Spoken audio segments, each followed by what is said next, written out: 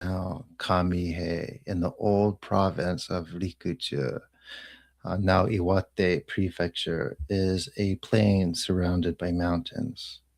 Under the Meiji administrative structure, the area consisted of one city, Tono, and the 10 villages of Tsuchiuchi, Tsukumodushi, Matsuzaki, Aozasa, Kamigo, Oromo, Aoyori, Masazawa, Miyamori, and Tasobe. During the earlier Edo area, the region was called the district of Nishihei, and during medieval and ancient times, the area was called Tonobo. The town of Iono is now the administrative center of the district, but in earlier times it was a castle town for 10,000 rice bell rich territory of the feudal lord named Nambu. The castle was called Yokota Castle. Once you get off the train in the town of Hama, Hanazanaki, you must cross the Kitakami River and go east along the valley of the Saragachi Ishi River for some 50 kilometers in order to reach Tono. Tono is quite busy for such a remote town. It is said that in ancient times the whole region was a lake, and it was only after the water drained off into the Saruga Ishi River that the villages developed. Because so many mountain streams feed into the Saruga Ishi River, people call it the River of Seven Nuzi and Eight Cliffs. The word Nuzi, meaning ravine or swamp, can be found in many of the palace names in Oshu, the northeastern area of Japan. The town of Tono is located where two rivers running north and south intersect. Formerly found products for sale were gathered from up to 45 kilometers back into the seven valleys around Tono. On market days, as many as 1,000 people and 1,000 horses crowded into Tono. The highest mountain in the region is called Mount Hayachine, and it is the north of the Tsukunoshi Valley. In the east of Tono stands Mount Rokoshi.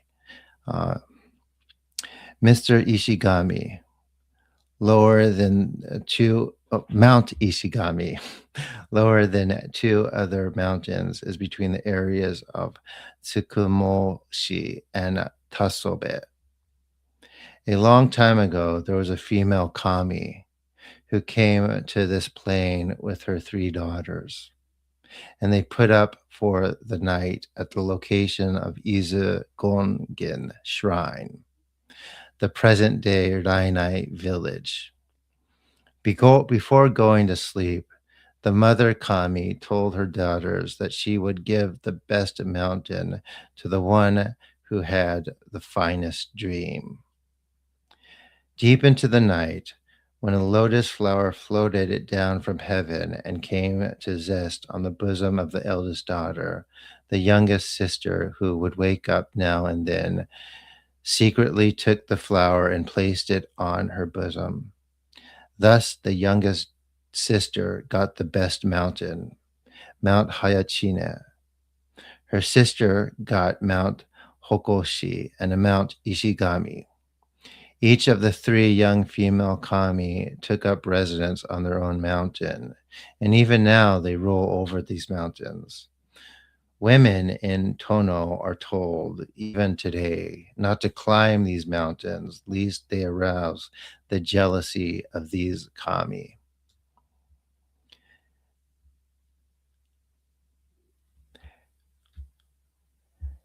A, yama, a yamahito is someone who lives deep in the mountains.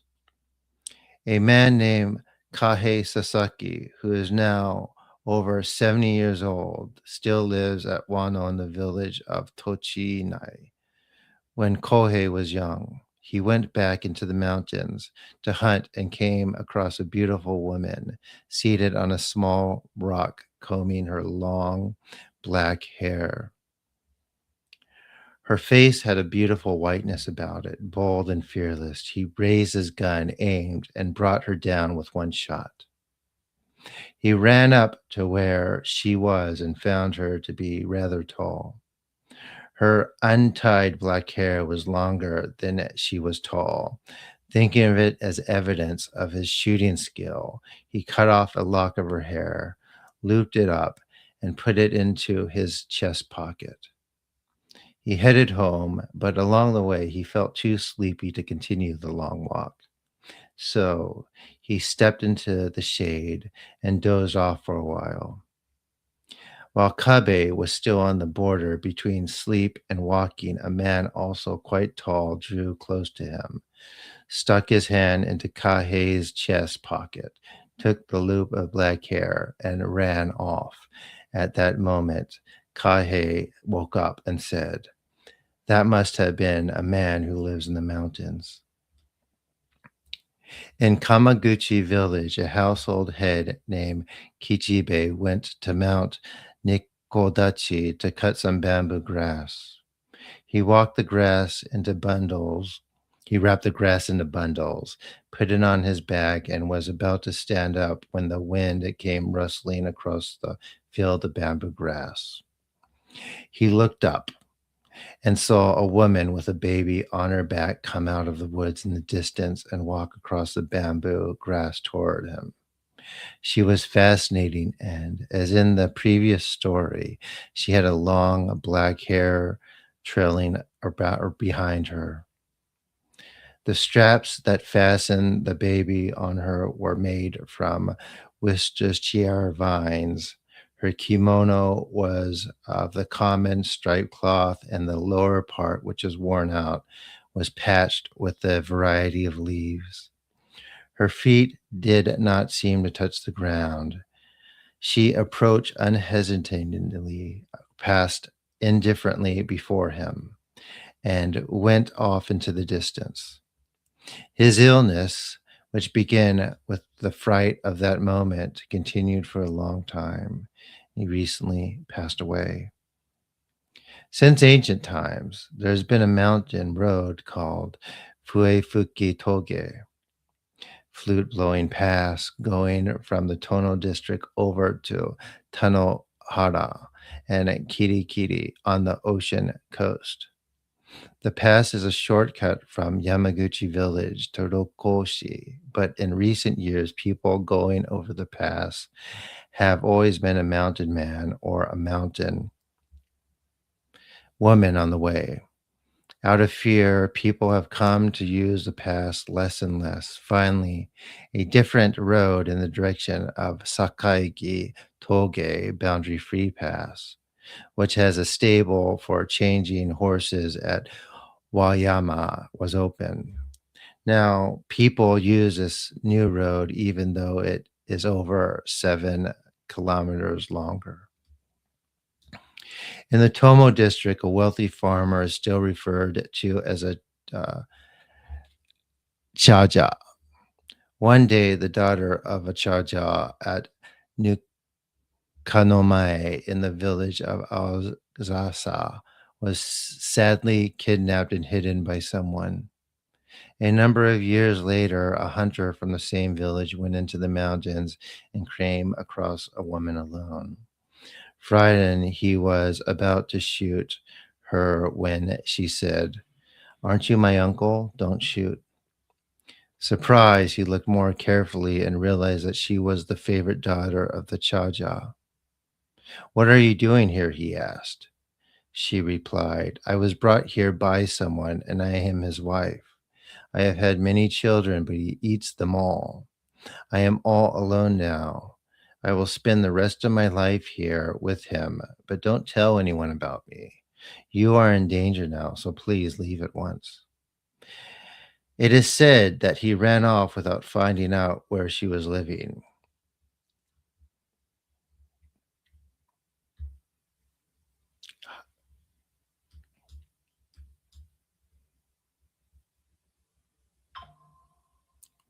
Uh, the daughter of a peasant from Kamigo village went into the mountains to gather chestnuts one day and never returned. Her family, thinking she had died, conducted a funeral ceremony using the girl's pillow as a symbol for her. 2 or 3 years passed. One day, a man from the village was hunting around the base of Mount Goyo and unexpectedly came across a girl in a cave concealed by large rocks. They were surprised to see each other, and then the man asked why she was living. She replied, I came to the mountain to gather nuts and was carried off by a dreadful man who brought me here. I have thought of escaping, but haven't had a chance. He asked, what does this man look like? To me, he looks like any ordinary person, but he is very tall, and the color of his eyes is threatening. I have had several children, but he says that the children don't resemble him and are not his. The children are perhaps eaten or killed, but in any way, case, they are all taken off somewhere. Again, he asks, is the man really human like us? His clothing and appearance are quite common, only the color of his eyes is a little strange. Once or twice between market days, 4 or 5 people just let him get together, talk about something, and then drift off. Because he brings food and things from somewhere, he must go into town. He might even return while we are talking. It is said the hunter was frightened and returned home. More than 20 hours have passed since then. In many areas of Japan, women and children playing outside at dusk often disappear in mysterious ways.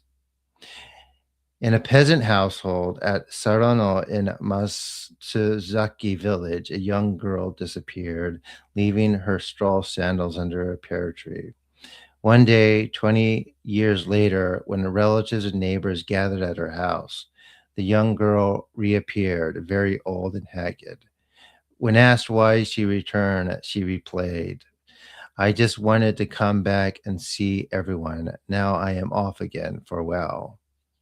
Again, she disappeared without leaving a trace.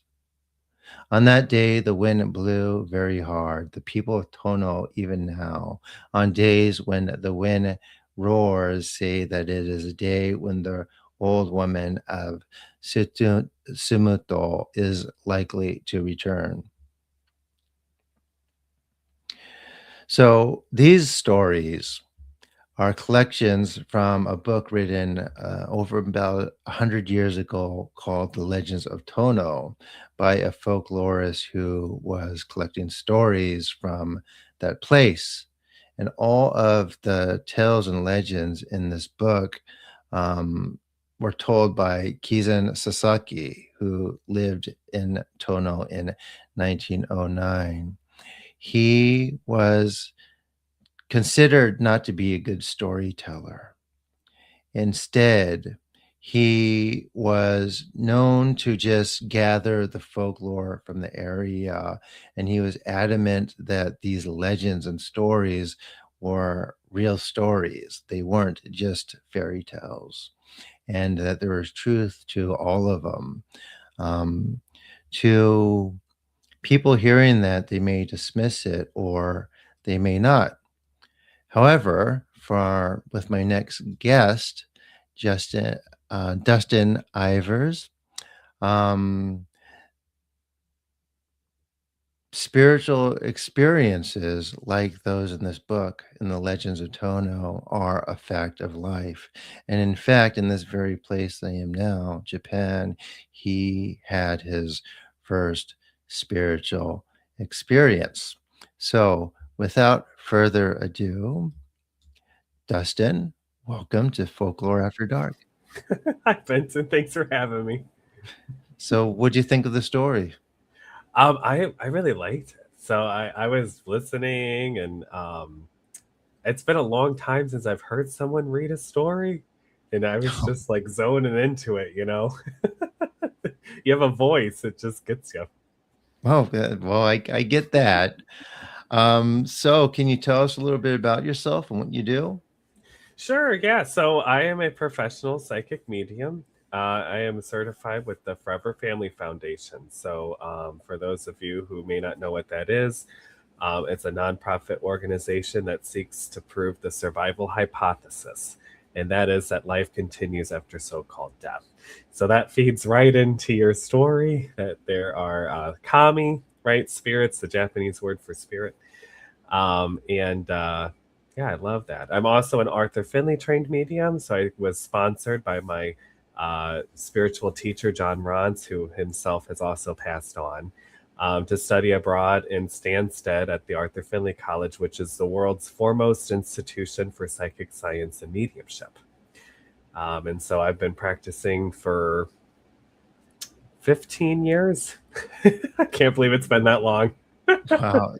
All Yeah. right. So I'm here. Everyone is, or at least my get or my regular listeners are very anxious and excited to hear about your experience in Japan and what exactly Hmm. happened and So, what was it that opened you up? yeah, let me just kind of take it from the back. Even when I was a kid, there were signs, right? I mean, there were signs that I was psychic, and I remember telling my dad. My dad's actually in the audience right now. He's chatting. Um, that I learned that word from Pokemon, and so I did a whole little thing with Liz Enton, who's with the FFF. I did an interview with her about the whole Pokemon thing. But Japan, when I was 17, that changed the trajectory of my life. So during that period of time, I identified as a Christian, and I was attending a Pentecostal church, if you can believe that. So people speaking in tongues. I found myself in there from a friend, and I know this was a whole thing. And I remember my pastor, her name was Wilma Creech, and Wilma said to me, she said, Dustin, the Lord is opening up this opportunity for you to go to Japan to change your life, your course. And little did she know that was actually true, but it was changed in a way that she didn't think, probably. And so it was Clearly. actually very humorous. So I did. My mom raised money for me to go, and I was 17, and we took a class trip. So I was born in South Bend in Mishawaka, Indiana. Mishawaka, Coco, Mishawaka High School, is sister cities with Shiojiri. And so we had a foreign exchange program. So the US students would go over there, the Japanese students would come over here. And so my mom raised the money, right? All the stars aligned, and I was able to go over there. And I remember this experience happening. I was with my friends. We were going up a mountain, and my friends kind of trailed off, and there's a million shrines everywhere. Everywhere you Mhm. turn, there's a shrine, I Yeah. mean, like every little. So they were all somewhere far, far away. I was by myself. I remember I walked up, and it had the charms, all of the Shinto charms. And you could put like $1, 100 yen or something in the thing and spin it or whatever, and a charm would spit out. And I remember walking up to the shrine. I just remember feeling pulled to it. And it was like time stopped. I remember everything stopped. And I felt the strongest sense of peace that I've ever felt in my entire life. I've still never felt a feeling like it before. And I saw the image of a woman in a white kimono, and she just stood there. And it felt like, a long time, but it must have been a few seconds, but it felt like a long time. And then she just left. She just bowed and left, and she was gone. And after that, That's what she does. that's what Go she ahead. does. Do you know the woman? Because I've Of never cour heard about the of woman. I don't know of who this course. is. Do you know what shrine you were at? No, I have no Uh, idea. It was a Shinto shrine. let me ask my audience. Does anyone in the audience know? Does anyone in the audience know? Or, I mean, I've I would say asked. guess, but they'll answer. So they'll answer and say it lags a little bit, but they will answer. But yeah, no, they're mostly my regulars are very well versed in knowledge. And so, but go ahead, continue. Can you go on a little bit? What happened after that?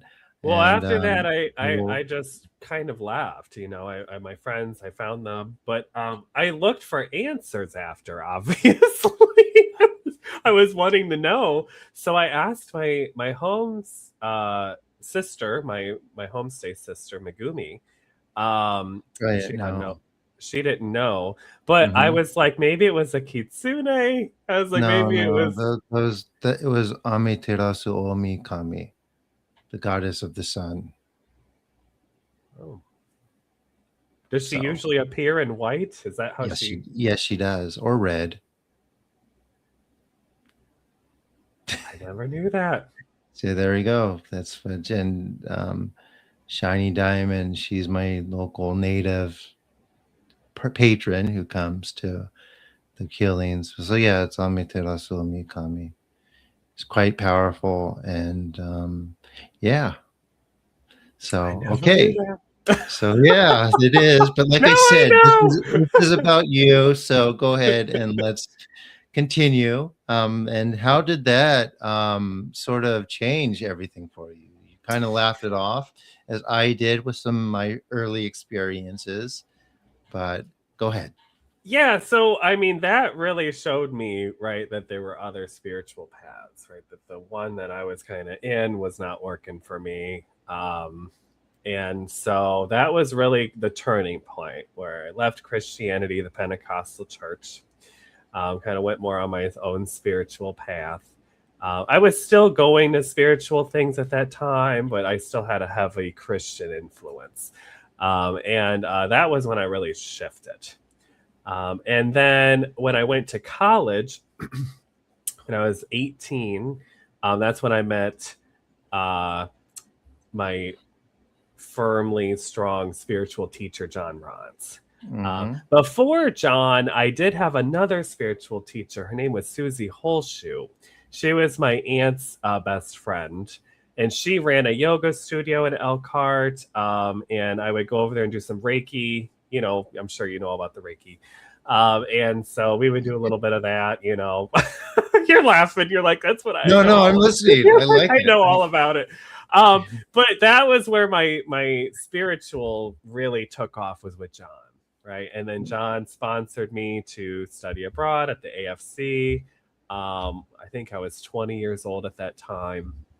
And then I became the lead medium with Michiana Paranormal Investigations. So we would actually do full on paranormal ghost hunts and cleansing the space. We would work with other spiritual leaders and some of the Notre Dame priests. So where I am is Notre Dame. They actually Okay. have real priests that will come out and actually do cleansings, like exorcisms full on. They don't advertise that, but they literally do. They have some of those Well, the folks. Vatican actually has a department that investigates supernatural phenomena or claims of it. A lot of people don't know that. It's kind of like their secret thing, but they do it. Um, but yeah, it's definitely a thing, and I assume Notre Dame, has it too because it's such a prominent place within the Catholic community, where it's like the U.S. congregation of that. Mm-hmm. So of that priesthood. Okay, so you do investigations. You want to tell us about that? Yeah, so we're not as active now as we were before. All I right. still go to people's homes or locations if they, pay out of pocket and they actually want me to come. But with the nonprofit Michiana Paranormal, we haven't done an investigation in a little while. But yeah, we would go all over Michigan, Indiana, to literally haunted locations like on TV. And we bring our own camera crew. We had a historian, tech people, the whole deal, all the gadgets, all the stuff, everything you see on TV. Were you on TV? We had our own local cable access channel. Ah, I Yes. see. And so we some of those are still on. If you YouTube Michiana Paranormal Investigations, you will see me on a couple of those episodes. So you're like a local celebrity. Sort of, yeah. I think, well, yeah, if you ask my parents, I can't go anywhere without running into somebody. But yeah, like locally. That's so funny. Can you tell us about some of your investigations into some of these haunted places? What were Yeah. those like? Most of them, you know, it's not an actual haunting, right? That there's a difference between, right, energy being trapped, like a psychic impression, Mm-hmm. and an actual spirit entity, right? The haunting. Mm-hmm. The vast majority of these places, there's impressions that are still there, but not Mm-hmm. actual hauntings. The spirits aren't actually present. The ones where they are, those ones give you the heebie-jeebies. That's the stories you were talking about earlier with the women in the Yes. mountains and stuff. That's the stuff that you're like, oh my god, I feel it moving right next to me, and I'm like, yeah. So those stories are a thing that you can experience, correct? Yeah, Or yeah. you I have felt it's experienced. extremely negative energy, stuff that I'm like, this is not. I don't think that this is a human spirit. All right. This is like something very different. People want details. So let's hear 'em. They want to know the details. We want to hear everything about it. Yes. Well, I'll tell you the worst. Okay, so I Okay. was hired by a woman, right? She just calls me up on the phone. She's like, "Hey, Dustin, you know, I'm looking for a house clearing." That's all she says. Right? That's all she's given me, right? So I like do this all the time, right? I travel, I'll go for the day, right? And I cleanse the space and then I just drive home, right? I've done this for years. I remember this caller driving down to Indianapolis. It was a 2-story house. And I remember going into this woman's home, and immediately when I came to the door, my stomach heart just sinks. I'm like, oh, this is like, there is something here that's like really bad. Mm-hmm. So she opens the door and everyone's like very serious. You know, their faces are kind of sunken. It was like her, I think like her husband. There was like another person in there. You could see that the energy of the space had literally changed these people. Like it was like stuck to the people in the house and to the house itself. And so I was like, whoa, this is a little out of my scope. But I said, I'm going to just roll with it and just call in my guides and just see what we can do here. Mm-hmm. So I go upstairs and I remember coming to this one bedroom. And I remember just stopping at the door and I was like, this is it. It's upstairs. And I remember I reached it, I opened the door and I looked at the floor and I got this vision of just like a concrete slab and chains. And I was like, something horrific happened in this space.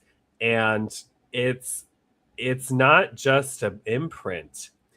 I felt that there was an actual portal. There was something like an actual tear in the space. And I said, I don't think I can cleanse this space. I said, the best I can do is seal it off with some salt. I said that was the best I could do. So I said, we're gonna just seal this baby off, and I'm gonna just cleanse the rest of the house. So I told her, she said that room was the room that there was a special needs woman, a daughter. Mm-hmm. And she was trapped in that room. Her parents would chain her to the wall. And Oh she was God. reportedly sexually abused for years, and she was trapped in there, and just they had a priest actually come when they bought that house. They said the priest came to the house and actually started to bless the house when they first moved into the house. And I was like, well, that's a little unusual. Usually priests don't show up to your house when you Well, buy it. actually, let me just stop you. In Japan, whenever something opens or there is a new business or new construction, a Shinto priest comes and cleanses the land. Oh. Oh, so that's in Well, this its. was in the U.S. in Indianapolis. I It's a know, little, I it's a know. little different. But In just for educational purposes, I try to teach through here. But go ahead. Sorry for I had no interrupting. idea, but that was a whole thing. I felt Benton. I felt so guilty. Okay, because they were gonna sell the house, and I knew they were selling the house, and I did this so that the house would sell. And then I felt so guilty because it's just gonna go to somebody else, and they're gonna have this whole thing. I said, "Oh God." I felt so So bad. But I said, y'all, I'm here for you. You've lived with this for a long time. I said, and we're just gonna, yeah. So the worst one I ever had was a lot like that. I had a couple who has a bunch of kids complain about the haunting, like the air was thick in the place. Their toddler can't speak when they turn around. I mean, the toddler isn't vocal yet. They'll turn around and they'll hear that toddler speak full sentences of profanities, things like that. And all kinds of things would break down, and a whole bunch of other horrible stuff would happen. And they asked me to cleanse it, and I did. I got rid of it, and they messaged me a couple days later, and they said it's back. And I'm like, what do you mean it's back? It was gone, right? And he says, yeah, I don't know. It's like back, like my kid is this and this and that, same stuff, same problems. One of them is sick. Can you look again? And like, okay, sure. So I look again and I come back to him and go, are you doing any sort of rituals there? And I go, yes, we do the old ways. I'm like, what do you mean the old ways? What are the old? These are the old ways, and we know what we're doing. And like, yeah, you need to stop that because you're angering whatever spirits are there. And they didn't listen to anything I had to say. So I had to just move on. But no, that haunting was pretty bad. And I have a funny one too. So this young woman, her boyfriend had passed. And when they were together, he was very, very controlling. Although, and when he did pass, it was to the point where she was a little relieved. She was saddened because they weren't combative. He was just a controlling person and wanted to know everything that she was doing. So she was moving on, dating again, but he would come and actually scare them all away, and she could perceive it. So he was still being controlling. And he was so attached to her, he could move back and forth between the afterlife like this and still keep that state. And unlike a lot of people, he was able to actually talk about the afterlife. And he basically says it's like the same stuff, the same shit, basically. Those are his words. And it was like this thing is like, well, you need to like leave her alone and let her leave her life. And he didn't want to. Oh And he dear. stepped on my foot because he got mad. So, I mean, I cut the link and it stopped, but that was kind of funny. It's Yeah. like No, I they were tell the people clingiest boyfriend who's probably ever lived. It was I tell people that I'm like, you know how humans are. I'm like, these are people with just without bodies, right? They're the same. yes. You know, your audience may not know this. I'm also a therapist. I'm earning my Mm, PhD on Thursday. Yeah. Fingers crossed. Congratulations, by Yeah, the way. thank you, thank you. And I always tell people I feel like I'm a therapist for the here and over there. I'm like Yeah. communicating between all of them, and I'm doing it. So people have this idea when you pass away, you're automatically enlightened. Can you talk about that a little bit? That's not how that goes. How does it That's go? not how that Question. goes. How does it go? So, for my understanding, why people report different things, right? So, some people will say, "Oh, I met Amaterasu," right, or Buddha, or and then other religions they'll say, "Oh, I met Muhammad or Jesus or whoever." From my understanding, you go to a place of familiarity first. So, when you first start to pass, you are around whatever is familiar to you, your culture, your religion, right? Whatever, your family upbringing, whatever stories you believe or have heard. Mhm.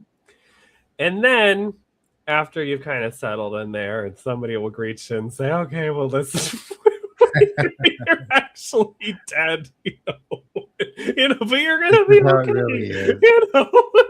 and then Almost you like transition. Yeah. almost like they lure you in. Yeah. Yeah, and then you transition to the spirit world, right? The world of thought and all Yeah, of that. we have our own ideas about that, but yeah, it's interesting. And let me ask you this: is there anything else like you have note that you've experienced when working with anyone in particular that's on the other side? Do you have any stories like the one I just told, or I know you do, so go I for it. do, but I need prompting to like get to them. You That's know what I okay. mean? Like No, it's fine. It's just like like this show is just basically a conversation. Nothing's rehearsed. No one cares if you stutter. We're just kind of just having fun. yeah. Well, Um, like I said, I've worked for a while, so I've sure. seen a lot. I've seen it. I've seen a lot of things, right? And I've heard a lot of things. And again, my added layer of being a therapist, everyone like pulls me to the side and they're like, "I know that like you may think I'm crazy." Right? Or they'll say, but I know you believe me, you don't judge and you do all of this. Well, that's a fear of people that are experiencing supernatural phenomena, and they get into this place. It's like, don't tell anyone. You can't tell anyone. They'll think I'm crazy. Um, and what they don't realize, and what people in general don't realize, is that experiencing supernatural phenomenon is very common, and it's because it is so diminished, especially in the day and age we live in, that it is um, perceived by a lot of the population, even though the people having the experience are not alone, as some type of nonsense It's or true. something that's never been tested and never passed, rather. Mhm. Like this has been tested and it's passed a lot of times. It's just people laser focus on um, what they already believe to be true or what they think they know to believe. Can you Kind of shut it speak out. on They that a got little bit? blinders on. Yeah, I mean they have their Yeah. blinders, right? And Yes, again, I think a lot of this might come from religion, I in the think it does too. culture. A lot of culture in the U.S. and it's kind of like very religious based in Christianity or none at all, right? They're Hmm. like, oh, it's all a bunch of cooey, Well, but you know. it's interesting too. Even as for maybe in the West, perhaps, even people that are very secular, they still have a Judeo-Christian mindset. I've experienced. They still have the same way of thinking, which is really, really interesting. It It's systemic. fascinates me a Well, lot. you've Yes, heard it's of white systemic. Christian nationalism, right? I'm sure you've heard of white Of Christian course. nationalists. Yes, Yeah, that yes. it's systemic, right? It's the same with racism, right? You're not born racist, right? You're learned that, right? It's learned. It's systemic. It's socialized. So what do you think can change that type of perception, that what stuff like me and you do is pseudoscience. Yeah. Well, stuff like this, right? The shows, radio shows, right? Spreading Exactly. Yeah. awareness, right? Combating the stigma. People also, they don't know where to go, right? So with mediums in particular, they go to like the street corner or the crystal shop down the road, and they're like, oh, there's Rose, the quartz crystal healer, right? And, oh, and she's there and she'll do all the stuff, right? They don't know how to find someone, that's Yes. actually. Mhm. And here's the problem with going down to the corner too. A lot of parlor psychics or Mm. parlor mediums, they are trained in um, Romani dark arts. They have that Oh. training. They have that training from the old countries in which they might know, they know tarot cards, they have some ability, but more than that, um, there's a lot of spell work in which Oh. in Mhm. which they are able to entrap clients. So, for example, it's called in esoteric practices rubber banding. And what rubber banding is when a client goes in to see a psychic and asks for a reading, the psychic will say, "All right, here's your reading, but I'm also picking up that you're very, very sick or you're cursed, Oh, and yes. Yeah, they'll try to to sell you the they cure. need to tell you about that, and they'll sell you the cure." But here's the Yeah. thing. Here's the thing. Sometimes it's Mhm. just that. But other times, a person does have some power and they go back into the back parlor and send something towards them that will actually make them sick. And the idea is that they come crawling back asking for it, which Oh, is that's when sweet. the price goes up. And a lot of times people will pay it. I've had people come over the years come to me. I actually, one person in particular, maybe it's happened twice. Instead of going back to the person, they just asked me because my Instagram is open for anyone, and just say, "Hey, this happened. I got sick. My cat died, and all this other stuff happened. Can you do something? I don't want to go back to this person." And I clear it pretty fast. But no, it's a thing, and the idea people get suckered and they come crawling back. And once this psychic or medium is right about one thing, Yeah, that's they're right about it globalizes. must be Yeah. everything. So they Halo keep getting effect. money In and money. psychology, we call So that the halo effect. people think that they see these shops on the street corners and they're always empty, but they don't need that many clients because they do this and they just drain them for money and more money. How can people avoid this So one sort of is thing? so in the Forever Family Foundation, we're big on ethics, right? Mm, And then on myself also with my training in therapy, I'm big on trauma informed mediumship as well. So not only ethics, but also trauma informed. We can talk about the difference. But you're talking about an ethical concern, right? You don't yeah. want to fraudulently gouge people for lots of money, right? Yes. Right. So one thing is medium should always allow you to record. So Mhm. if a psychic or medium does not allow you to record the session, that should be a red flag, right? Mhm. Because they should be able, because if they start doing this kind of stuff, yeah, they could be sued, right? They could be shut down, right? So that's the why this stuff happens behind closed doors. Another one is they shouldn't be what's the word I'm looking for? Dependent, right? So they shouldn't be dependent on a psychic or medium, right? To come over and over, right? You still have to process the grief, right? Mhm. And so one thing you see is, I hate to say this term, but it's kind of out there, is psychic junkies. You'll see people Okay. that just keep going from person to Oh, person to I've seen person, it. and I've they seen do it. it over and over because they're trapped in the circle, right? They're trapped in the emotion, right? They haven't been able to process through it, Mhm. right? So they're kind of trapped in there. I can usually spot them, right? You kind of get the sense, right? That, oh, they're Okay. trapped in this spot. So what I do is I set a boundary where I don't allow people to see me more than every 6 months. So I'm Okay, like, that's great. you're gonna see me twice a year and that's it, right? I'm not hurting for money. I'm in a privileged position, right? And I have lots of clients, so I don't need to. but not everyone is, right? So I get that. I get that not everyone's at this stage in their career, right? But in a perfect world, they should be waiting about 6 months, right? Right? I don't see the reason why you would need a reading more than like twice a year, right? Or even once, right? I mean, myself, I probably have a reading every 2 or 3 years. I don't know about you, Benton. How often do you get psychic and medium readings then? Well, when I was training, I worked so I'm complicated. If anyone here ask you would ask anyone, I'm a complicated case. So, but even with that, not many. Well, for as far as seeing a professional psychic who I know, who I trust, maybe 6 years. It's been a good 6 years. You just don't need it anymore.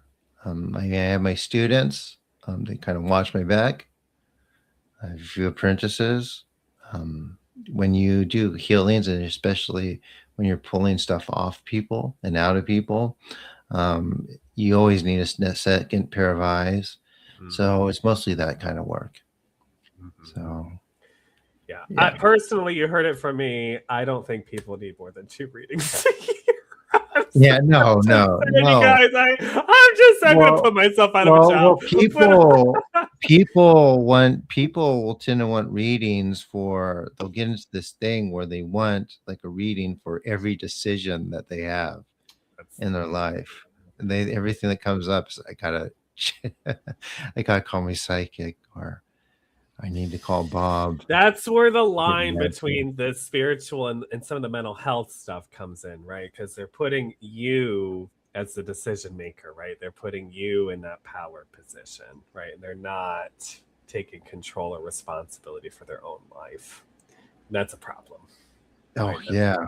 For sure. So yeah, now everyone knows the difference a little bit. And I think that extends to anyone in any sort of practice where they're either maybe claiming some metaphysical ability or they're even able to perform it. It doesn't matter just because someone's gifted or they have energy coming off. Doesn't mean they're ethical or trauma informed. or trauma informed. Absolutely. Yeah, the delivery, right? If you see someone crying and they're at their wits end, you don't just keep pushing on them. You got to give them the space. No, you do not, because trauma is tricky. As a matter of fact, when I work with people myself, people that have trauma, it's a very delicate thing. It takes more time than people who have ailments or pain or sickness for me, which very often I'm able to remove right away. But if it's trauma, it just takes time. I think trauma is the core. Trauma is the core. Yes, trauma is the core that's creating the ailments. Right. Yes, it is. It can. There's other reasons too, but that's one of them for sure. And that's basically the toughest thing, dealing with someone else's trauma and pulling it out, because it creates this energetic cycle where it you're a therapist. You could probably tell. You could tell me better than I tell you. I could, but I want to keep it on the medium. I want to hear. No, everyone else wants to hear too, because most of my audience are in training. Yeah. So go for it. Well, it's a couple of sides to this. I'll speak to the medium portion first. Sure. So a lot of times the trauma stuff does come up in a reading, right? And so then talking about it, the delivery, right? And then delivering the messages in a kind way that's not going to trigger them, right? That can be hard. Right? That is absolutely a very difficult position to be in. And sometimes they'll blame you. Oh yeah. They're like, you're the demon. I've had people call me demon. And I'm like, oh my goodness. Yeah. But no, that trauma piece, that's important, because there's different approaches to the trauma. One is the energetic, which we also Mhm. do some of that too. Yep. But sometimes they need the mental health too. Yeah. We're not therapists, right? That we're not trained therapists. Well, I Yeah. am, but but I'm but not. not every spiritual practitioner, right? There's a place for that. Well, I've had somebody ask me if while I'll do this, why I come to these, can I see a therapist? I'm like, no, that's going to help you a lot. They're going to work together. Yes. I try to get people, especially some of my chemo or my big C patients or people I work on. I try to get them to do some of the treatments too, because this, for example, the purification, it works better at, say, if someone's having chemotherapy. Not always. It depends on where it's at. If they're having chemotherapy, it actually pushes the chemo to do what it's supposed to do and pulls Hmm. out the poisoning a lot easier than it pulls out the solid cancer. So that's one of the things. But people, for some reason, sometimes they won't accept that because they're so in this thing where everything has to be spiritual to Mm. heal me. I'm not going The to do woo any. woo, the woo Yeah. woo people. But they'll do that, and I'm like, no. The purpose of this is to work in tandem with the physical. Mhm. Yeah. We're Like kind of us and back to that phrase that we're spiritual beings having a human experience. We're yes. supposed to have a human experience, right? And I see all of these spiritual practitioners using all of these substances to try and like get Oh out my of their god. bodies and out of their humanity, right? And they're trying to I like made a transcend. video about that, by the way. Yeah. But go ahead. Yeah, Yeah. but I was just on my friend Liana's Dr. Liana. She got her doctorate. Her whole research area is on psychedelics and spiritual, all of that. She is like the person. If anyone's interested, go to Liana. But yeah, we talked all about that. That there's like this whole, but it comes down to that phrase, right? People don't want to be human, right? They don't want to Okay. feel the pain, right, of humanity and be in the human space. So some of my students know some of this. So I'm going to just speak to that a little bit. So psychedelics, even um, so indigenous cultures who do psychedelics, you're only supposed to do it once per lifetime. Hmm. Anything. Do it once per lifetime. So if you're not prone to become like a medicine man yourself, or you don't have extrasensory perception, you still get the experience to relate to a spiritual life of those around you, and the people who sort of um, um, have their consciousness between worlds. So it just how it's for the community aspects and how it sort of brings like indigenous tribes together, and it strengthens that spiritual physical community. But you're only supposed to do it once per lifetime, and when you do it once per lifetime, you only do it in the company of a medicine man. And the Hmm. reason why you No, do that is to be because the human. medicine man is medium mystic, Hmm. and the medicine man has relationships with all the spirits of the land. So while the medicine man and perhaps the apprentice is holding the space, it's usually two people or one, depending on the tradition or the mechanics of what they're doing. Um, they're able to defend and deal with the spirits come in a very efficient way. That's almost 100% foolproof.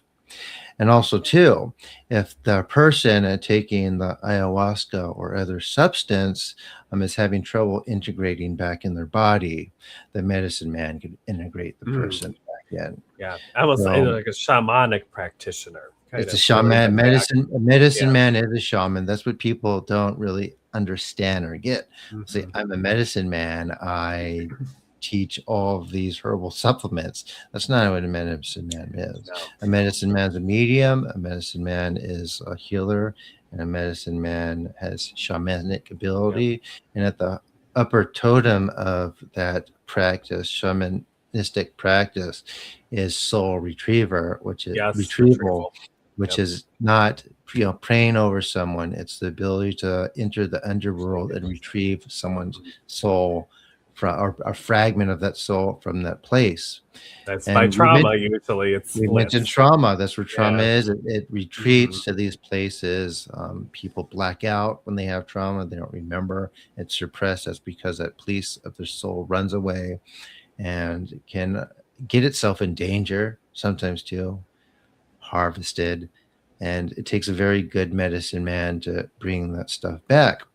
And speaking about substances a little bit more too, when you take substances and when you do a lot, it starts fragmenting your soul and leaves all these holes in it where things and Mm. attachments can pass through. And when that happens, it's really hard to pull back. And what happens when the person passes away after a life of doing that, especially if they already have some spiritual ability, their energetic bodies that both settle and basically their soul will fragment apart instead of being whole and pass on and get into all this trouble. And which is why I'm like, you can't really prove something like that scientifically, but this is when we really need to start, well, people in the scientific community need to start looking back at anthropological research and Mhm. accounts to They know that are. in There five, are. There are. We have a lot of self-reporting, right? good. I mean, We get people, and these a lot of these cases have been documented, like past yes. lives, Hmm. all of that, right? A lot of, and then some of the shamanic stuff too. Can Um, you can you speak to one of maybe something that you found through your research that kind of surprised or was fascinating to you? about which From subject? from anything, supernatural, mediumship, past life, anything. Sure. So I one of my master's degrees is in comparative religion, All right. and so See, go I know go I'm ahead. just a jack of all trades, just a bunch of hats. Mm, But that's from my medium side, right? So sure. so one of the things that I found when I was doing interviews with people on spiritual experiences. So I actually my capstone project for my master's degree was to collect stories of people's spiritual experiences Mhm. in in-depth interviews.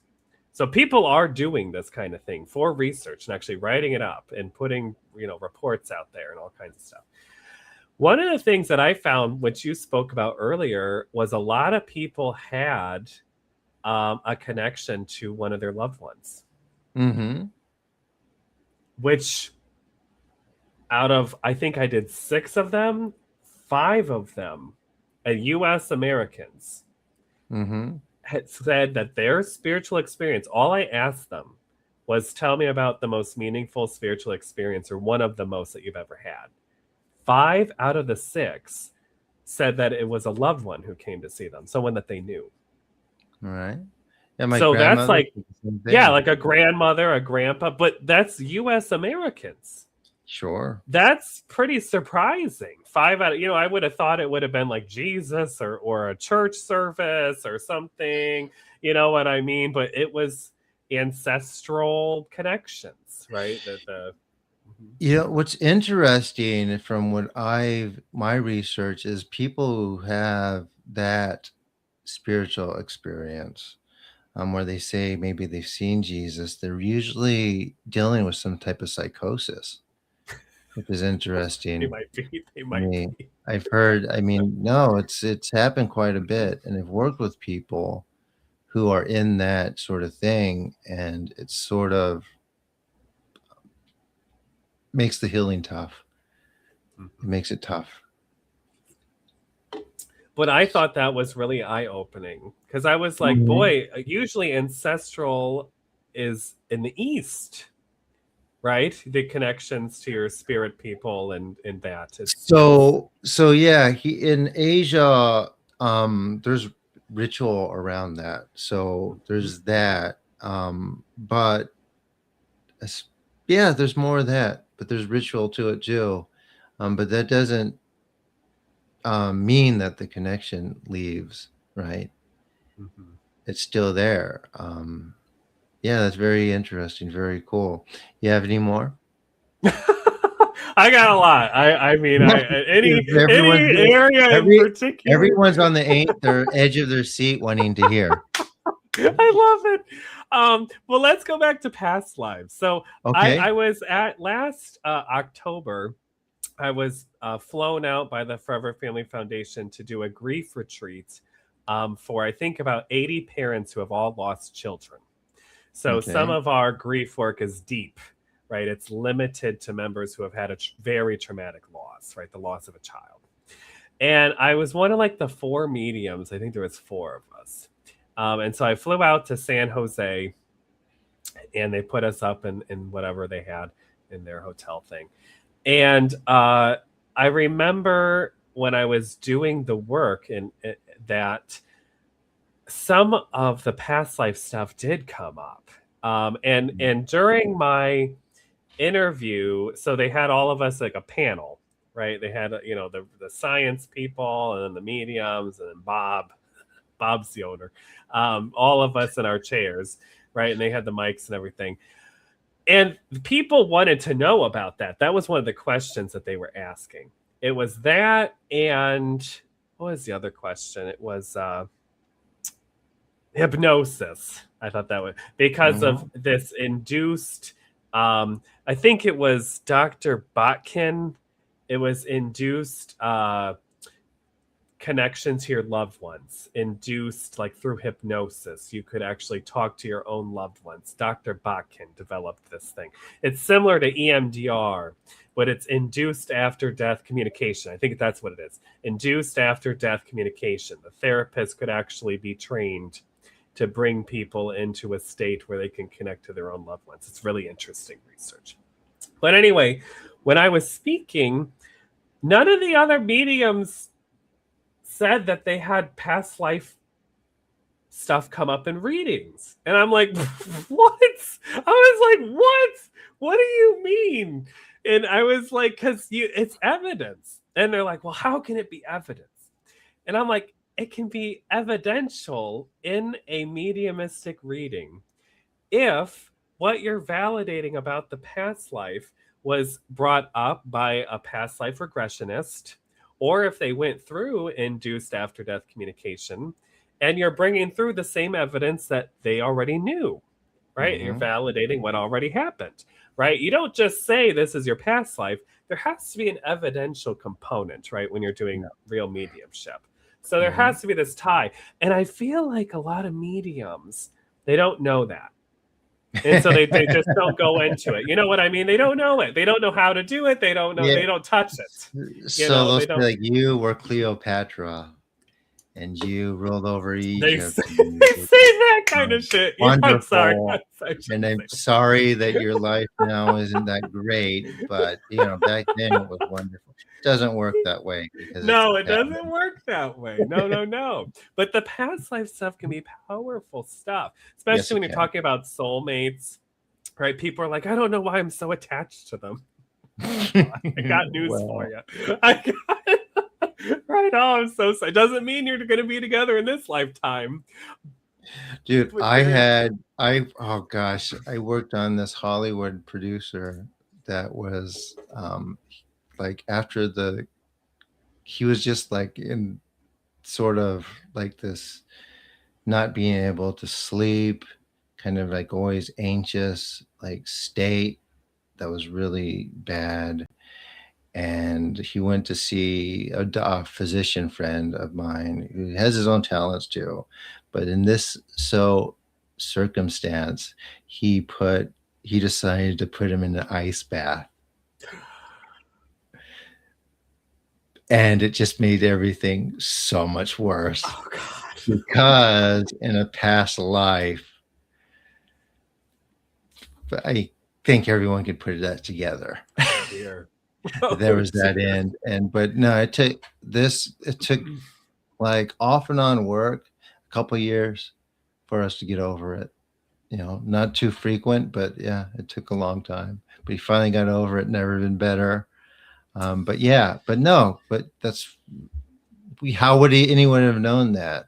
By looking at the past life and seeing that that was a manner of death before, following it, being on the Titanic, perhaps losing your life that way. But yes, it's relevant. Wouldn't you agree? I agree. Yeah. Yes, it is. I just Googled real quick. It is Dr. Botkin. Yeah. Induced after death communicate. Look at that. I pulled that out of my. All right. See, awesome. Okay. So I want to give people the opportunity, since we're, you know, good on time and everything, to maybe have a psychic read or a reading or a mediumship meeting. Would you be up for that? To read a Yeah, member of the anyone. audience? Yeah, someone from the audience, someone from mine. Can Does they anyone? call in? Are they able to actually They are talk? going to. I could actually put them on the screen, and you can talk Oh, with them, and yeah, they could call in. So, who would like to do that? Anyone? Anyone? And while they're trying to decide what they want to ask, or they just want to see what comes up, how do you normally work? Because I know everyone works a little differently. yeah. So generally, what I do with people that aren't sure or when they come in, I offer two different styles of readings. So one is more general psychic reading, that's more about your life, what's going on. The other, of course, is mediumship, connecting to your loved ones who passed. So I kind of give people the option. Do you want to All know about right. you? Or do you want to connect to your loved ones that have passed? And almost everyone's like, I can't decide. Hey, come on, guys. We do have someone, redeemed Okay, daughter. Regina, do you have a camera and microphone? Are you able to turn that on? Isaac says no, thanks. Sorry. He doesn't want to know, My which is student. fine. I'm all about consent. I don't read people without permission, so I don't. Anyone else? Come on, I know you guys are thinking about it. I know my students and the folks I have. I can also just Redeema. answer general questions. If they don't want readings, I can just answer. Yeah, you can answer any questions. Yeah. I think someone did write about Reiki. Somebody posted a while ago. Let's skip over that one for now. That's its own thing. You're like, I'm gonna get to that next week. Else. Okay. No, let's not get into Reiki right now, Animal. How about reading for you? We're not talking about that. You want to do a reading, Animal? Just a general one? That's okay. We don't have to. Well, we do have one person. So, redeemed daughter. I think she wants a psychic reading. Yeah, she wants to know what do I need to focus on? All right, let's do it. Yeah, is she gonna? That's an easy get on one. The call, do you want to come up? Can you come up on the screen, redeemed daughter? They're like, I'm not doing it. I'm not getting on there. I feel like when I do shows, sometimes when I do groups, when I get hired for like business. Yeah, all right, how about this? Can you all right, without coming on the screen, and let's not ask any questions about the supernatural or what we're learning in Misogi, please. A question about your life, past ones. We're doing something else. Dusten is not a sorcerer. He is not a warlock. He does not do any of this stuff. So these are questions that you would have wanted to ask Lee. So ask Dusten things based on what he is most proficient at, please. I will say for the redeemed daughter with that question, just what pops into my mind. I keep seeing a book. They keep showing me writing or like a book. So I don't know if she's writing a book or if she's working on her writing. They keep saying to focus on the writing or a book. How's that, redeemed daughter? What do you think? Do you know, Benton? Anyone else? Smiling. Dude, it's regular questions about your life. Here's something I want to tell you guys too. Oh, is Just she because writing a book? What is she doing? he says yes. You gotta Wow. tell us. You Whoa, you gotta think? validate. You gotta Right? validate what it is. Guys. So like there's a misconception when you and Dustin, I think, when people ask a psychic something that all of a sudden they automatically know everything about your life. Oh We no. don't do that. It's just like there's stuff that's closed off too that if the person doesn't want that access, it won't be accessed sometimes. But go ahead. So do you have any more questions? Oh yeah, now that you asked, I should have been writing and finishing my book, she said. That's cute. Right. Isaac wants to know, what is your mother passed, Isaac? So I don't do direct channels. So I don't like to know. I should have said this. I don't like to know anything ahead of time. Oh, I'm So sorry. I don't like to know like, oh, my mom or my Okay. dad I'm or my sorry. I just want to know, is it a psychic or a medium? Okay. You know. I see. All right. Oh, Go my for it. dad's asking me. Can you bring Isaac on the call? Is he able to Isaac's not going to come on. He won't come on. None of No. these people want to come on the show. Someone will come I have on. to hear the voice. So Just give it a little bit. when I do like a full reading, the way that the energy works, it's me, them, and the spirit, right? It's a three-way street, right? And so I've got to have their voice, right, to keep that connection, right? It's got to be an energetic flow. Yeah. Between you know how that works. All these people can't get on camera. Are you at work? Super consciousness? Understandable. Okay, Redeemer asks, what about a friend or boyfriend? I am in need of just some good support, please. What are you asking though, Redeemer? Well, pick it up. My dad actually asked a good question. Do you think AI can do readings? That's a good question. Okay. Because people are getting on those apps now. They have those psychic apps. Have you seen those, Benton? Yes. They have all of those tarot apps and stuff. Yes. So I'll just briefly touch on that. I was actually hired. I can't go. I signed a non-disclosure agreement to actually be a part of a development for a psychic app last year. And my personal opinion, I do think that when it's used correctly, spirit can come through and give readings. Right? I've gotten that too, but I've also had it divert in different directions also, where it's like, okay, I think there's a connection that's kind of lost. Well, yeah, I actually agree with you. However, I think you have to have a certain amount of, adeptness for yourself energetically to be able to make that connection in the first place and be able to filter it, if that almost. I mean, I think it could liken to doing tarot cards for yourself almost. Yes, I agree, because I always say the spirit world is intelligent, right? And they're not dumb. Yes. Right? Spirits know what's going on, right? And so they will use whatever tool you've got, right? A physical deck, or an AI thing, right? Whatever. But it has to be used appropriately, right? You can't just be, doing a million readings and looking for a million answers. Yeah. You know what I'm saying? Getting all lost in the sauce. Yeah. Like the person who asked me about the car when I do it. I had a woman ask me about her car once. She asked me, am I gonna learn to like my car? Oh my gosh, I don't know. Are you? What? I said, there's so much to unpack in that question. Am I gonna learn to like my car? What?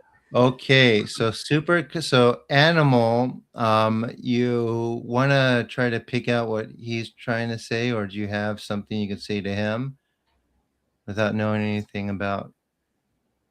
I'm not sure what I'm reading his post. I know. I think just some direction, something.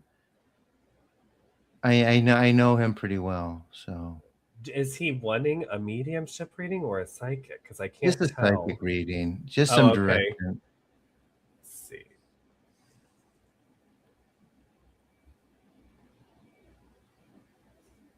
They show me him working with like computers or like technology stuff. Like he needs to like get more into that. Like he needs to like stay focused on that stuff. What are you freaking out on me, Benton? Because I know him, and you're right. What is he doing with computer and technology stuff? What is... Yeah. What do you think, Animal? Okay, I have another question. My mom passed. Oh, I can't. I don't like You to know can't who do it it? is. Yeah, Oh, I can't. I can't. Well, like when they tell me who it is, I then like see. it's you know what I'm saying. It I already. see. Yeah, You I have to can't speak know. with them, or oh, I just need to know if it's a mediumship reading. I can't know who it I is. see. Yeah, Okay, just if well, they want a psychic or medium, like what do they? so I basically messed that up. Now I feel bad. You're all right. It's fine. All right. Okay. Anyone else, or you want to ask a different question? I'll try Yeah, I'm to. open to questions. Whatever. It's... All right. Well, how about would you like a regular psychic reading, conscious? Just a little insight, or I'm sorry. Are you asking me the question? I'm reading his. I'm a booster he said playing he's not Warcraft. working at all. That's not what he said, Animal. He said you need to start working with computers and stuff. I'm falling over. I'm falling over. All right. So super conscious is psychic reading. She wants a psychic reading. Yes. Oh, okay. Oh, I love World of Warcraft. I love reading. I play that with my dad too. So. For super conscious creator.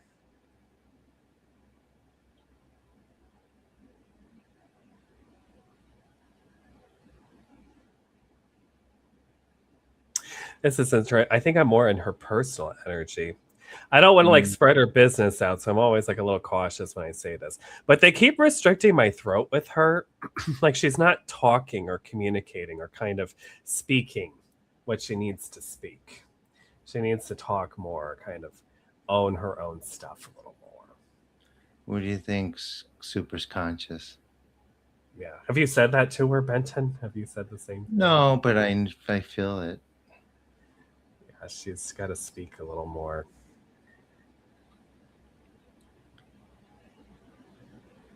Are you here, Candace? I would love to.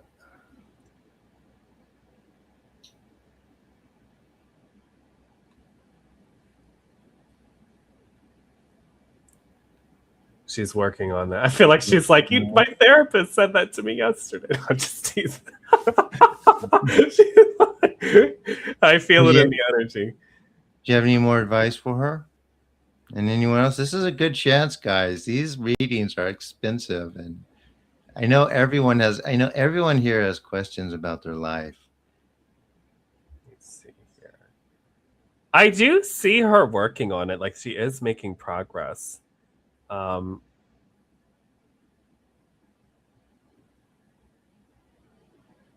And there's also a cat connected to her.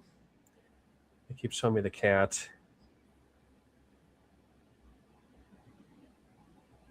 Let's see. I think there's something happening with the cat. I don't know what's going on with her cat. Something happening.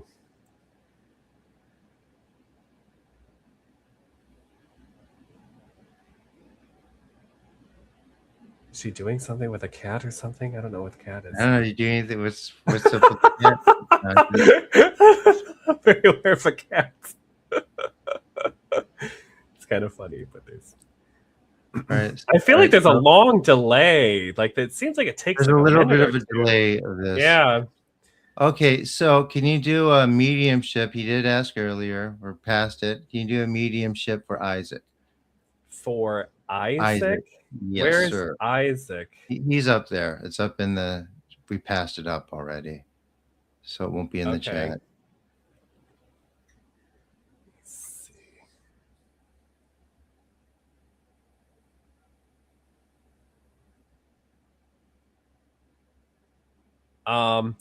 There is a female. Let's see. Oh, she works with animals. She's doing stuff with cats. God, I need to like have like a donation box or something. Like an offering. I don't know. We'll do something in the future, I'm sure. But Isaac, there's a female. She puts pressure on my head area, which is my symbol that she would have passed from the head. It's like a brain or like Alzheimer's dementia, something that would have happened with the head, or a stroke. She does come through above me, which is my symbol for more of a mom figure that's departed. And then she also restricts my throat area. It's different than the other one. When a spirit restricts my throat, that means that she couldn't communicate at the end, or they weren't able to say goodbye to each other. And when spirit tells me that, that means they want you to know that nothing was left unsaid.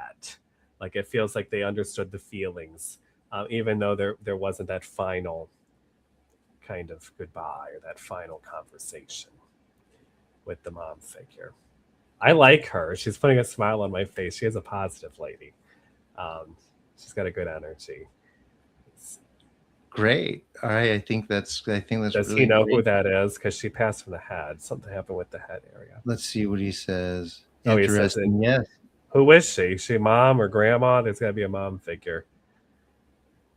Because I had to validate. She's got a good energy. She also says that they've heard my voice before. I feel like someone's heard her speak. I don't know if they think they're going crazy or they don't know if it's really her, but she says they actually hear other mommy. Isaac probably can. He's pretty skilled. Does he hear her? Like I swear they hear her voice. Like she keeps saying they hear me. Like they're not going crazy. Like they really do. What does other mommy mean? I don't know what that means. What is... Oh, he's close by. He's in Michigan. Okay, nice.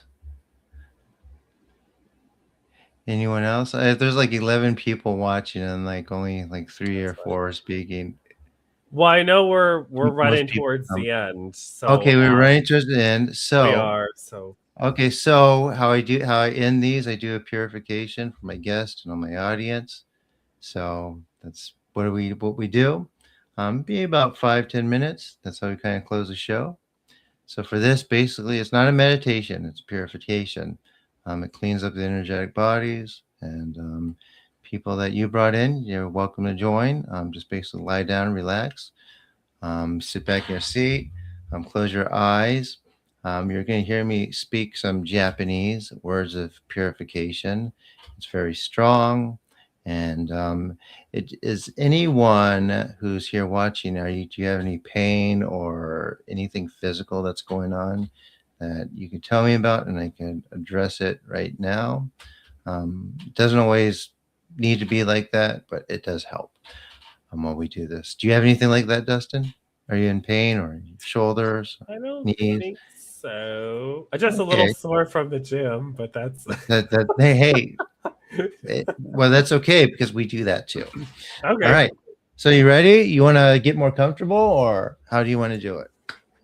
You don't have to be on camera. You just come back when we're done.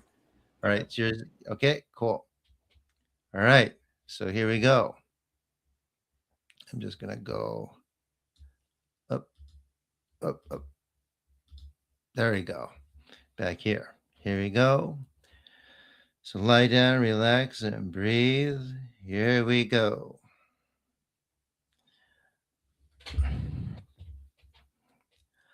Amaterasu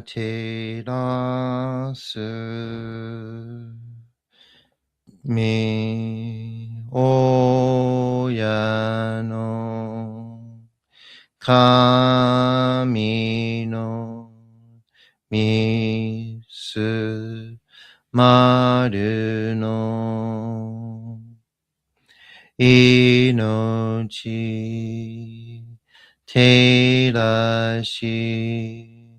kuni shizuka nari amaterasu mi oya no kami no misu 丸の命照らし国静かなり天照らすみ親の神のみすまるの命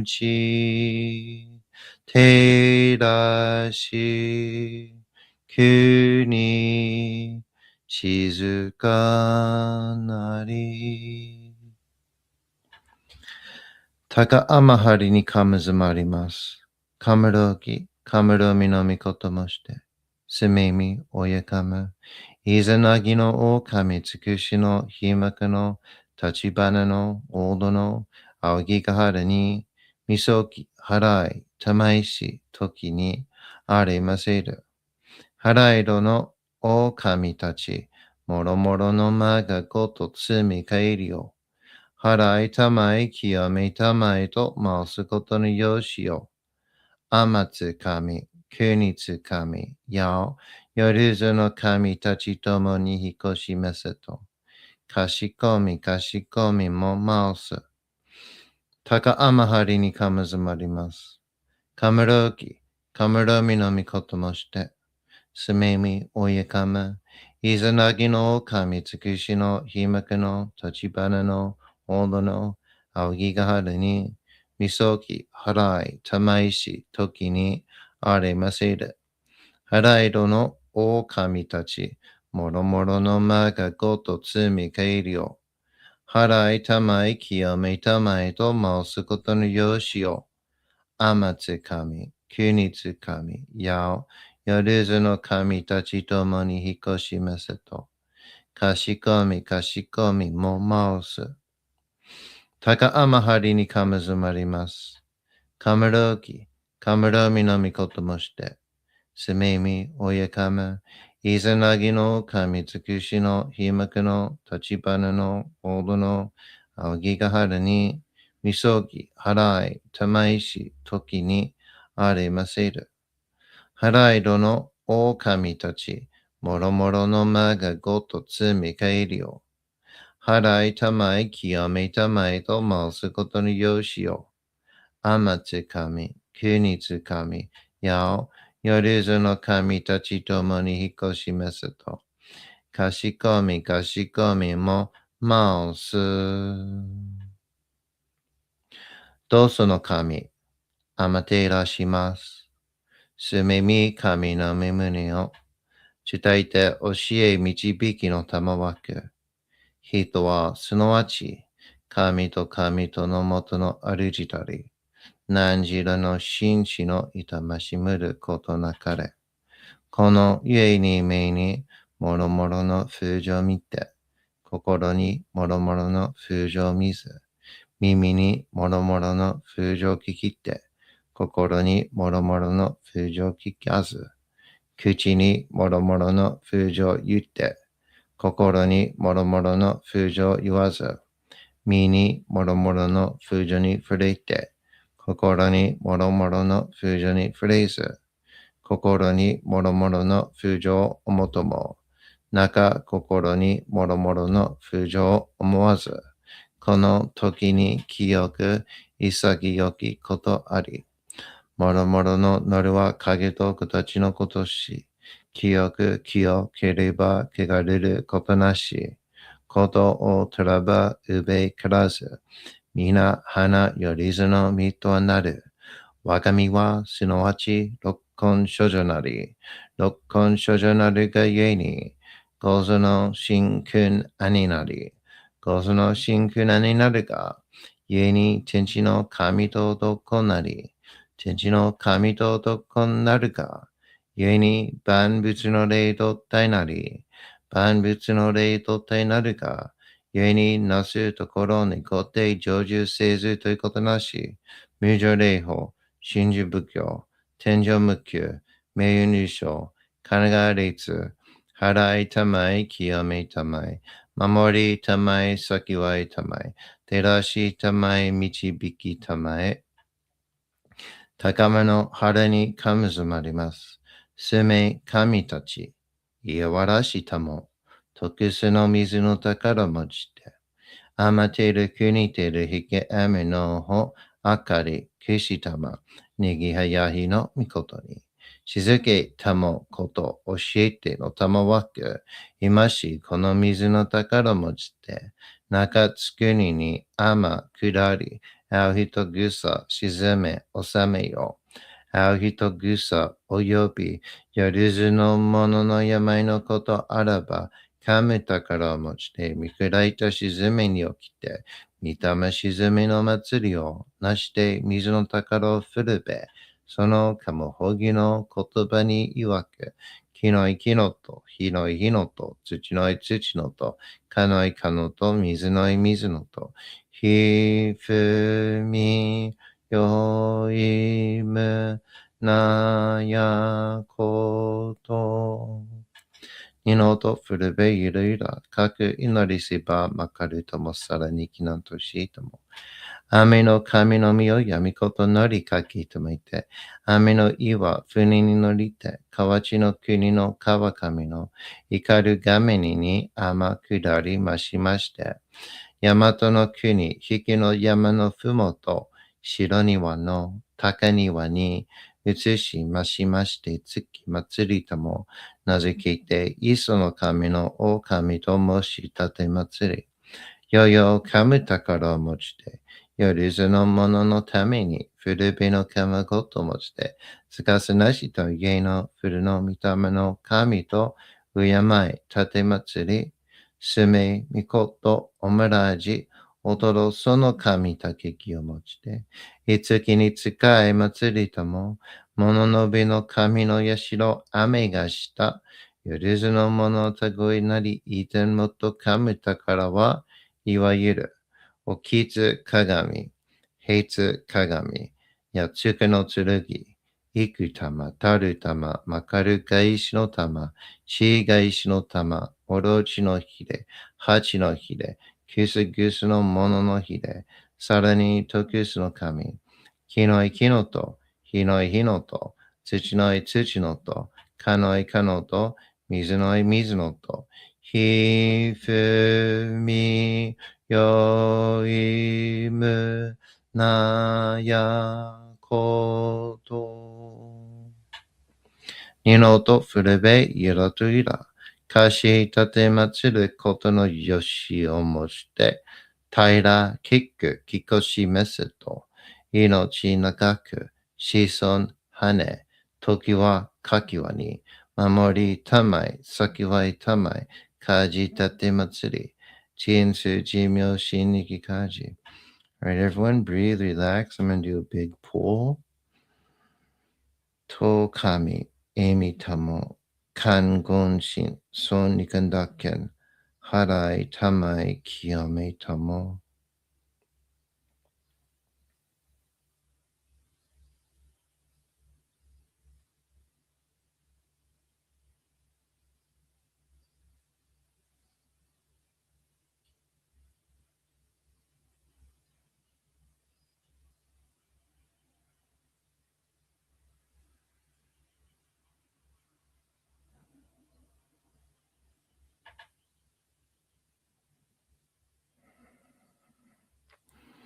Taka amahari ni kamazumarimasu. Kamarogi, kamaromi no mikoto moshite. Sumemi oyakame, izanagi no kami, tsukushi no himaki no tachibana no odo no aokigahara ni misogi harai tamaishi toki ni arimasiru. Harai do no okami tachi, moro moro no magago to tsumi kairi o. Harai tamai kiyome tamai to masu koto no yoshi o. Amatsu kami, kunitsu kami, yao, yoruzu no kami tachi tomo ni hikoshimasu to, kashikomi, kashikomi mo maosu. 高天張にかむずまります。かむらうき、かむらみのみこともして、すめみおゆかむ、いずなぎの狼つくしのひまくの立花の大戸の青木が春に、みそぎ、払い、玉石、時にありませる。払いどの狼たち、もろもろのまがごと積み返るよ。払いたまい、清めたまいと、回すことのよしよ。天津神、国津神、やお、夜ずの神たちともに引っ越しますと、かしこみかしこみも回す。高天張にかむずまります。かむろうき、かむろみのみこともして、すめみおやかむ、いざなぎの狼つくしのひまくの立花の大戸の青木が春に、みそぎ、払い、玉石、時にありませる。払いどの狼たち、もろもろのまがごと積み返るよ。払いたまい、清めたまいと回すことによしよ。天津神、国津神、やお、夜ずの神たちともに引っ越しますと、かしこみかしこみも回す。かんながらたまちやませ。かんながらたまちやませ。かんながらたまちやませ。All right, everyone. There we have it. How was it? Dustin, bring you back. Hello. There you go. So that's what we do. That was great. How- I was into it. I felt it, interestingly, on my left side. Felt this Mhm. tingling. Okay. Is there anything going on your left? I don't know, Yeah. but So whatever it yeah. is, it's gone. So don't think too much about it when the energetic bodies are being worked on. I always see them; they're like in layers, and different things are addressed at different times as a need-to-need basis when they can be addressed. Hence, like how we were talked about trauma and how it's like buried deep inside. You have to get like other stuff first. So that's kind of how it is. How is it for everyone else? I'm very interested to hear what people that don't come to my groups say too. And for Dustin, how can people find you? Do you work Oh, for, are you a professional psychic? Can people hire you? How does that they work? What do can. you Yeah, do? they can go Explain on yourself. on Google. You can just type in my name, Dusten, Dusten, my last name Lyvers, Lyv, like Victor, ERS. Website, all the socials, everything. Yeah, I'm out there. All right. And is there anything else you want to say before we maybe take off? Or last call for questions, guys. We probably have a few more minutes. I just want to say I, this was a great experience, and you I brought me bring back to my Japanese roots. You know, when I was young. I absolutely, and we'll talk about that when we're done a little bit. Um, yeah, guys. Yeah, thanks, Isaac. I know it's stronger exactly live, but we don't have that right now. We're on StreamYard and YouTube, so it's going to be a little bit of a delay. Um, I bring this amazing psychic medium on the show, and no one has any questions. Spidey, I know Spidey does. You guys must have something. He doesn't. We haven't Isaac's talked about asking me that. what I think about Amaterasu. Okay. So, I mean, I've always enjoyed the story. Of course, I actually wrote up the story in my dissertation Oh, about Amaterasu and the whole, the whole story. I'm sure, right? Where the yeah. cave, and then she hears the laughter. That's the humor and laughter, right? That brought her out of the cave. And Very, very cool. And mhm. people are going to want to read that now. I know they can't now, but they're going to want to read your dissertation and your That's writing. cute. I do a lot of humor, so humor and laughter and therapy and Yeah. all So my work. Mhm. right. We talked about that a little bit. Anyone else with any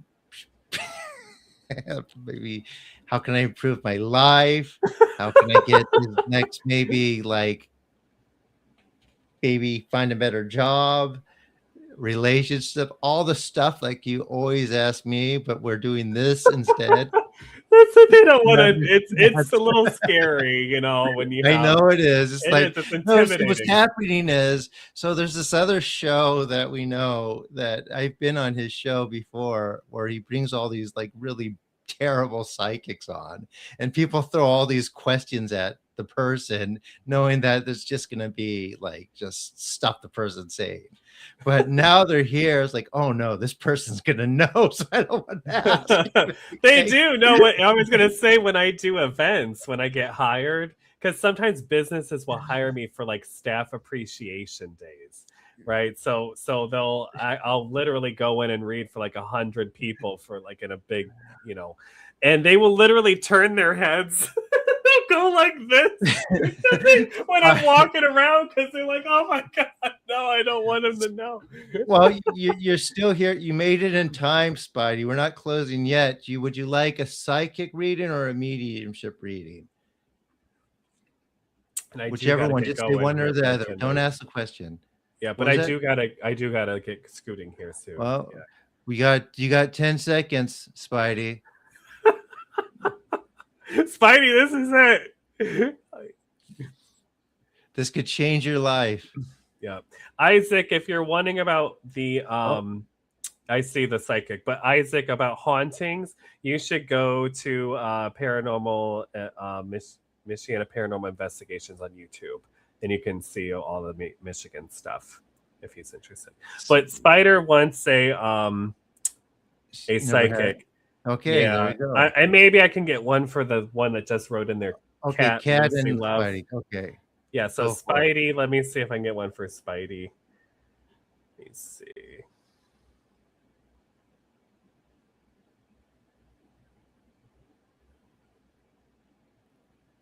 So I don't want to like spread all of Spidey's business out there. But I'm a little more on the personal side. There is a romantic energy going on with the Spidey situation. And this does feel like a back and forth. This one they need. I don't want to like say all this on the air, but like it is a lot, and they do need a little bit of healing for. Spidey says it's okay.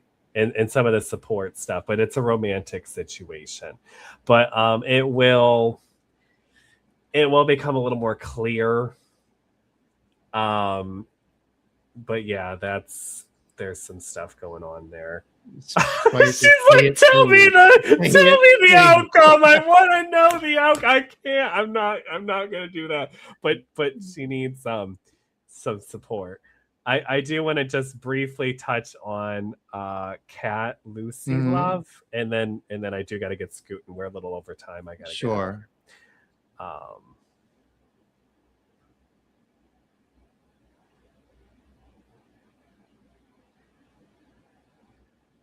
Cat Lucy Love is going to have a job shift. I think that this one she may be leaving her job and she will be taking on a different one. So there will be a job shift there pretty soon too. And then there's something about her like always on the phone or something.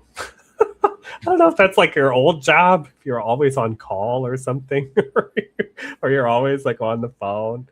I don't know. There's something there. But there will be a job shift coming up for Cat Lucy Love. All right. She's still here. You have anything to say before we go, Cat Lucy Love? Yeah, is she getting a new job? I hope her employer's not on here. She didn't work for you, does she? No. That's happened before.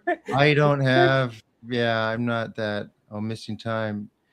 I'll go back. Well, I mean, you missed it, Jay. Yeah. It's my fault. I should have announced it earlier, but we will have Dusten on again. Oh, she's looking for a new job. But the Spider one, yeah, there's something about that romantic energy going on there. Yeah, she'll get a better job. It'll happen soon, too. I would say within 6 months for sure. Great. All right. So there we have it. Thank you for being here. Thank you very much, Dustin. That I always You're enjoy welcome. these, and that was very fun. Yep, there's Isaac says great show. I agree. To anyone next time, I'm gonna have more people on. You know, I find the best people. So think of your questions ahead of time next time. So when I do have someone on, you can ask. And also, too, if you want to hire Dustin, you could go to his website and hire him and have a one-on-one reading, and True. everyone won't know your business, because Dustin is also a counselor therapist, and everything will be confidential. Confidential. Yeah, I'm Yeah, I very know. big on that. I don't share He's people's very business. professional. Okay, she's not going to tell me. He's not going to do it. There's not going to be any of that. So, all right, there we have it. Again, thank you so much, Dustin. I know you got to go. If you could stay a few more minutes after, that'd be great. So hang on. Won't be long. So I'm going to close the show now. Alrighty. Everyone else, thank you for joining in. This is Folklore After Dark. Take care, everybody.